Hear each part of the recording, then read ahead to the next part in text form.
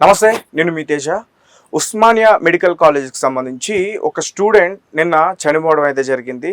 అసలు అతను ఎలా చనిపోయాడు, అతని మృతికి అక్కడ స్టూడెంట్స్ ఎవరైనా కారణమా, అంటే ర్యాగింగ్ చేశారు అనే కోణం కూడా ఇప్పుడు చాలామంది మాట్లాడుతూ ఉన్నారు. దీనిపైన మరింత విషయాలన్నీ కూడా మనం తెలుసుకునే ప్రయత్నం చేద్దాం. నిన్న పెద్ద ఎత్తున ధర్నా చేయటం, ఆందోళన చేయటం ఇవన్నీ కూడా చూసాం.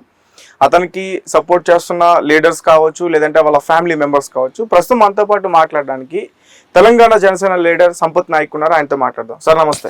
నమస్తే తేజ గారు. సో ఎట్లా జరిగింది ఇదంతా? మీరు వాళ్ళ ఫ్యామిలీ మెంబర్స్ తో కూడా మాట్లాడారు కదా. ర్యాగింగ్ చేయడం వల్లే సీనియర్స్ ఎవరైతే ఉన్నారో వాళ్ళ ర్యాగింగ్ చేయడం వల్లే అతను చనిపోయాడని చెప్పేసి ఆరోపణలు చేస్తా ఉన్నారు. అసలు ఏం జరిగింది? తేజ గారు, నేను ఒక విద్యార్థి నాయకునిగా దగ్గర లేకపోతే ఉద్యమాలలోకి వెళ్ళి ఉన్నా కాబట్టి ప్రజా సమస్యల పైన గత 20 ఏళ్ల నుంచి పోరాడుతున్నాం. ఈ కేసులో పర్టికులర్ గా ఏం చూడాలంటే, ప్రభుత్వాలు ఎన్ని చెప్పినా కానీ ఇది ప్రభుత్వం తప్పిదం అనుకుంటున్నాం. ప్రభుత్వాలు సిగ్గు తెచ్చుకోవాలి. ఎందుకు అంటున్నానంటే, ఒక పేద విద్యార్థి దట్టు మెడికల్ ఫీల్డ్ లో పీజీ సీట్ రావడం అంటే అంత ఆషామాషి కాదు.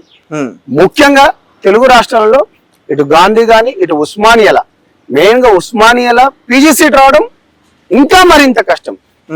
మహబూబ్ నగర్ కి చెందిన ఒక గిరిజన బిడ్డ, తను కష్టపడి చదువుకొని ఇవాళ ఉస్మానియా మెడికల్ కాలేజ్లో పీజీ చేస్తున్నాడు. సీనియర్ల వేధింపుల వల్ల. తేజ గారు, ఇది పూర్తిగా ఒక పేద బిడ్డ ఇవాళ ఈ మెడికల్ ఫీల్డ్ లో ఒక పీజీ సీట్ తెచ్చుకోవాలంటే అది చాలా కష్టతరమైన పని. దట్టు ఒక ఉస్మానియా మెడికల్ కాలేజ్ లాంటి అక్కడ ఆ హాస్పిటల్లో తెచ్చుకోవడం ఇంకా కష్టతరం. ఎందుకంటే సీనియర్ల వేధింపుల వల్ల, ముఖ్యంగా ఏంటంటే సీనియర్ల వేధింపులు. అతను వాళ్ళ తల్లిదండ్రులు 15 రోజుల క్రితం కూడా చెప్పాడట చాలా క్లియర్ గా.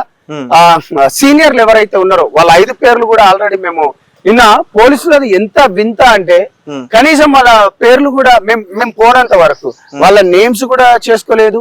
ఆ హెచ్ఓడి గాని సంబంధిత ప్రిన్సిపల్. నేను ఏమంటున్నా అంటే, ఒక విద్యార్థి చనిపోతేనేమో మిగతా విద్యార్థులు అనేది రావాలి. బేసికల్ గా చిన్న ఇన్సిడెంట్ జరుగుతూనే, రోడ్డు పైన ఏమైనా జరుగుతూనే కొంత వందల మంది మనం పోగేయటం. ఒక స్టూడెంట్ చనిపోయినా మిగతా జూనియర్ విద్యార్థులతో పాటు సీనియర్ విద్యార్థులు కూడా రాలేదంటే ఎంత భయభ్రాంతులకు గురి చేస్తున్నారు. అక్కడున్న హెచ్ఓడికి కూడా కనీసం ఏ మేనేజ్మెంట్ రాలే. అంటే వాళ్ళ వేధింపులు ఏ విధంగా ఉన్నాయనేది మీకు దీన్ని బట్టి అర్థమవుతుంది. మాకు ఆ అబ్బాయి మృతి పైన ఏంటంటే 7 o'clock కాల్ చేయడం వాళ్ళ తల్లిదండ్రులకు, దాని తర్వాత మళ్ళీ ఒక ½ an hour తర్వాతనే చనిపోయిన అని ఫోన్ రావడము, ఇదంతా ఏ విధంగా జరిగింది? అదేంటి, డోర్ బోల్ట్ పెట్టుకున్నారు అని కొంతమంది అంటున్నారు. డోర్ బోల్ట్ పగలగొట్టింది ఎవరు?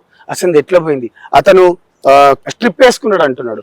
ఆ స్ట్రిప్ వేసింది ఎవరు? అసలు వీళ్ళ అనుమానాలు ఏంటంటే, స్ట్రిప్ ఇతనే వేసుకున్నాడా, లేకపోతే ఇంజెక్షన్ ఇతనే వేసుకున్నాడా, లేకపోతే సీనియర్లు ఆ 5గురు ఎవరైతే ఉన్నారో. సింపుల్ గా 15 రోజుల క్రితం అబ్బాయి ఇంటికి కూడా వెళ్ళిపోయాడు వీళ్ళ వేధింపులు తట్టుకోలేక.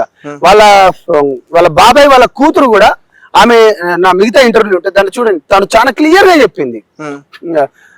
వాళ్ళ వేధింపులు తట్టుకోలేకనే వచ్చేసిండు. ఒక 15 రోజులు ఉన్నాడు. మళ్ళీ నేను పోయి ఏ ప్రకారంగా నేను చేసుకుంటా అన్నాడు. ఒకవేళ పీజీ గిట్ట మనము ఒకవేళ ఇప్పుడు ఆ బాబు గాని పోకుండా ఉన్నాడు అనుకో, ప్రభుత్వానికి మళ్ళీ 70 లక్షలు కట్టాలి. ఇది ఒకటి ఉంది. ఆ భయంతోని ఆ అబ్బాయి పోయి సీనియర్ వేధింపులు ఎక్కువై చనిపోయేటట్టు. ఇప్పుడు మీరు ఏదైతే చెప్పారో ఒక 5గురు పేర్లు, పోలీసులు అతని పైన వాళ్ళపైన ఎఫ్ఐఆర్ అయినా చేశారా? కేసు మేము పోనంత వరకు అయితే ఎఫ్ఐఆర్ కాలేదు. మేము పోనంత వరకు ఏంటంటే సీనియర్ వేధింపుల వల్లనే అన్నాడు. ఇప్పుడు కేంద్ర ప్రభుత్వాలు చట్టాలు తీసుకొచ్చినాయి, రాష్ట్ర ప్రభుత్వాలు చట్టాలు తీసుకొచ్చినాయి అంటున్నాయి. మీ చట్టాలు ఎక్కడి వరకు పనిచేస్తున్నాయి? ఒకవేళ మీ చట్టం గిట్ట కరెక్ట్ ఉంటే ఇవాళ ఈ చావులు అయ్యేటియా? మొన్న ప్రీతిబాయ్ వరంగల్ ఇష్యూ, నిన్న ఇది. నేను మీకు ఇప్పుడు ఒక సీనియర్ దాంట్లో అబ్బాయి ఎవరైతే ఉన్నాడో మెడికోది, నేను ఇప్పటి వరకు ఎవరికి రిలీజ్ చేయలేదు, నేను మీకు ఇస్తాను. ఆ అబ్బాయి చాలా క్లియర్ గా ఉన్నాడు. ప్రెషర్ ఉంటుందన్నా, మెంటల్ ప్రెషర్ దానికని అబ్బాయిని 3 రోజులు కూడా అన్నం తిననీయలేదట బ్రదర్. అబ్బాయిని అన్నం తినడానికి ఇప్పుడు సీనియర్ ఎట్లుంటాడు, వీడొక హాస్టల్లోనే ఆ అబ్బాయి సీనియర్లు ఎవరైతే ఉంటారో, ఈయన ఎగ్జాక్ట్లీ అన్నం తినడానికి పోయిందనుకో, వెంటనే వచ్చేయి, ఎటైనా వాష్రూమ్కి పోయినా కానీ వచ్చేయి, లేకపోతే మిగతా దగ్గరికి పోయినా వచ్చాయి.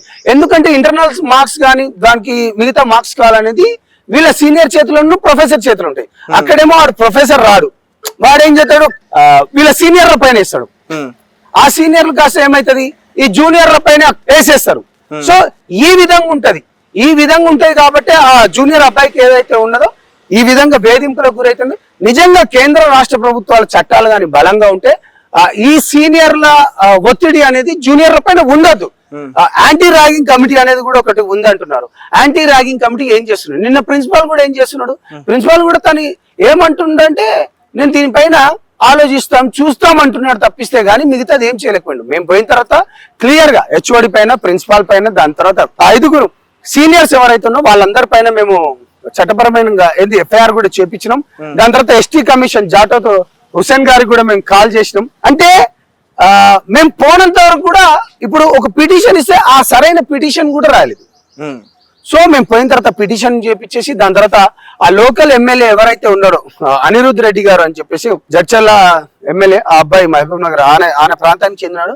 నిన్న ఆ ప్రభుత్వం కూడా స్పందించలేదు. ఎందుకంటే ఇవాళ ఒక ఎస్సీ ఎస్టీకి సంబంధించిన మంత్రి ఉండి కూడా ఇలా తను కూడా స్పందించకపోవడం, ఇలా ప్రభుత్వం కూడా స్పందించకపోవడం సిగ్గుచేటు.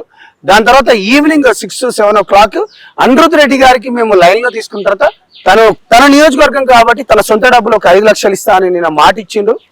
అదే విధంగా ప్రభుత్వం నుంచి కఠినమైన చర్యలు కూడా చట్ట ప్రకారంగా తీసుకునేటట్టు చెప్తానని అతను ఒక హామీ ఇచ్చాడు. బట్ నేనేమంటున్నా అంటే ఇది ప్రభుత్వాల తప్పు. ప్రభుత్వాలు కఠినమైన చట్టాలు ఎంతవరకు తీసుకుని దానిపైన మానిటరింగ్ ఉండాలంటున్నా. దానిపైన మానిటరింగ్ వ్యవస్థ ఉండాలి, ఏం జరుగుతుంది ఎట్లా అని. అదే 2 నెలల క్రితం ఇంకో అమ్మాయి కూడా అదే మెడికల్ కాలేజ్ లో చనిపోయేటట్టు చేసిందట. నేను మీ ఛానల్ ద్వారా 2 తెలుగు రాష్ట్ర ప్రజలకు నేను ఒక విద్యార్థి నాయకుని దశ నుంచి వస్తున్నాను కాబట్టి మీకు చేతులెత్తి దండం పెడుతున్నాను. నా పేరు సంపత్ నాయక్, నేను జనసేన పార్టీలో ఉంటాను. మీరు మీ బిడ్డల్ని చదివేయడానికి కూలి పనులు చేసుకుని లేకపోతే రాత్రి పగలు కష్టపడి పని చేసుకుంటూ పోతున్నారు. చాలా అది మీరు మీ బిడ్డల్ని కష్టపెడుతున్నారు, కష్టపడి వాళ్ళకు డబ్బులు పంపించి చదివిపిస్తున్నారు. కానీ ఎంత దౌర్భాగ్యం అంటే వాళ్ళకు మీరు ధైర్యం నేర్పట్లేదు. ఈ సమాజంలో ఎట్లా బతకాలి, ఈ సమాజంలో ఉన్న ప్రాబ్లమ్స్ ని ఏ విధంగా ఫేస్ చేయాలి, ఈ సమాజంలో ఉన్నదని. అవును భయ్, ఇప్పుడు వాడు సీనియర్ నిన్ను వేధిస్తుండనుకో, సీనియర్ నిన్ను వేధిస్తుంటే నువ్వేం చేయాలి? అడగాలి, తల్లిదండ్రులకు చెప్పాలి, లేకపోతే ప్రొఫెసర్లకు చెప్పాలి, లేకపోతే మిగతా వాళ్ళ డిపార్ట్మెంట్లు. ఇప్పుడు పోలీసు వాళ్ళు వాళ్ళ తల్లిదండ్రులు వాళ్ళ మామూలు కూడా ఉన్నట. ఒక్క మాట చెప్తే అయిపోదా? ఒక్క మాట చెప్తే వాళ్ళని పిలిపించుకోమా? వాడు సస్పెండ్ అవుతాడు కదా, వాడి సీట్ క్యాన్సిల్ అయితే కదా. ఎందుకు ఇట్లా మిమ్మల్ని మీరు సంకోచించుకుంటూ చంపుకుంటున్నారా సన్యాసులారా? మీ తల్లిదండ్రులకు కూడా కడుపుకోత కదా, మీ తల్లిదండ్రులకు కూడా కడుపుకోత కదా. మీ లాంటి వాళ్ళ వల్ల అసలు వీళ్ళు బాగుపడుతున్నారు. ఇంకా ఏ సమాజంలో ఉన్నాం మనం? ఇంకా ఏం జరగాలి? ఒక ఎంబీబీఎస్ సీట్ రావాలంటేనే కష్టము, దాంట్లో పీజీ సీటు అన్ని సంవత్సరాలు కష్టపడ్డాడు. 28 ఏళ్ళు నీ అమ్మ నీకు సపర్ మర్యాద 9 నెలలు కడుపులో కానీ మోసి నీ ముట్టిగాడికి నీకు మొత్తం సపర్ మర్యాదలు చేసినోడు నువ్వేం చేసినావు? శవమై బెడ్ పైన ఉంటావా? ఎవరైతే నీకు చిత్రహింసలు పెడుతున్నాడో వాడిని నువ్వు బయట పెట్టలేవా? నీకు అడిగే ధైర్యం లేదా? అంతగాని మెంటల్ ప్రెషర్ కానీ ఏమున్నా కానీ నీకు సంబంధించిన పెద్దవాళ్ళతో చెప్తే మాట్లాడతాం. ఆల్రెడీ పేరెంట్స్ కి విషయాన్ని తెలియజేశాడు ఫోన్ లో అని చెప్పేసి కూడా అంటున్నారు. చెప్పిండు కానీ దాని ఆ అబ్బాయి ఏమన్నాడట, మళ్ళా ఇది ఏదున్నా కానీ నేను చూసుకుంటా, నేను చూసుకొని పోతా, నేను సెటరేట్ చేసుకుంటా అనుకుంటా అన్నాడట. నేను దానిపైన అంటున్నాను, ఆ తల్లిదండ్రులు కూడా మాలాంటి లీడర్లకు మమ్మల్ని సంప్రదిస్తే, ఆ తల్లిదండ్రులు మాలాంటి లీడర్లను సంప్రదిస్తే అయిపోతుంది కదా. ఆ తల్లిదండ్రులు మాలాంటి విద్యార్థి నాయకులను స్పందిస్తే అయిపోతాయి కదా. కానీ ఆ రాజకీయ నాయకులను కూడా స్పందిస్తే అయిపోతాయి కదా. లేకపోతే కనీసం పోలీస్ స్టేషన్లు ఉన్నాయి, ఆ కొడుకులకు ఈ విధంగా హరాస్మెంట్ ఉన్నాయని చెప్తే అయిపోతాయి కదా. దీంట్లో ముఖ్యంగా నేను అందుకని ప్రధానంగా అంటున్నా, తల్లిదండ్రులు కష్టపడుతున్నారు కానీ పిల్లలకు ధైర్యం నేర్పట్లేదు. ఆ ప్రాబ్లం ని ఎట్లా సార్ట్అవుట్ చేయాలనేది నేర్పట్లేదు. నేను అందుకనే అంటున్నా, దీంట్లో ప్రభుత్వాలు చట్టాలు కఠినంగా తీసుకొచ్చినాయి కానీ దానిపైన మానిటరింగ్ వ్యవస్థ లేదు. పిల్లల్ని కష్టపడి తల్లిదండ్రులు పెంచుతున్నారు కానీ వాళ్ళకు ధైర్యం నేర్పట్లేదు.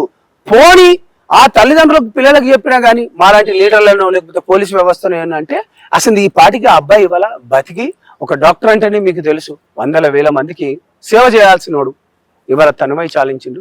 కాబట్టి తల్లిదండ్రులారా, చేతులైతే దండం పెడుతున్నా, మళ్ళీ ఆలోచించండి. మీ బిడ్డలను ధైర్యంగా ఉండేటట్టు ఒక ప్రాబ్లం ఎట్లా సార్ట్అవుట్ అయ్యే విధంగా, ఎట్లా ఎదుర్కొనే విధంగా చూడండి, నేర్పియండి. అదే విధంగా మీకు ఎటువంటి ఏమైనా ప్రాబ్లంలు ఉన్నాయి ఇట్లా కాలేజీలలో సీనియర్ల వేధింపుల వల్ల ఏ ఒక్కరికి ఉన్నా కానీ దయచేసి చెప్తున్నా, నా పేరు సంపత్ నాయక్ అంటారు, నా మొబైల్ నెంబర్ 8328. ఎటువంటి కాలేజీలలో ఎటువంటి సీనియర్ల ర్యాగింగ్ ఉన్నా కానీ దయచేసి మీరు మా లాంటి నాయకులకు చెప్పండి, డెఫినెట్లీ మేము స్పందిస్తామని తెలియజేసుకుంటున్నాం. రైట్. Thank you.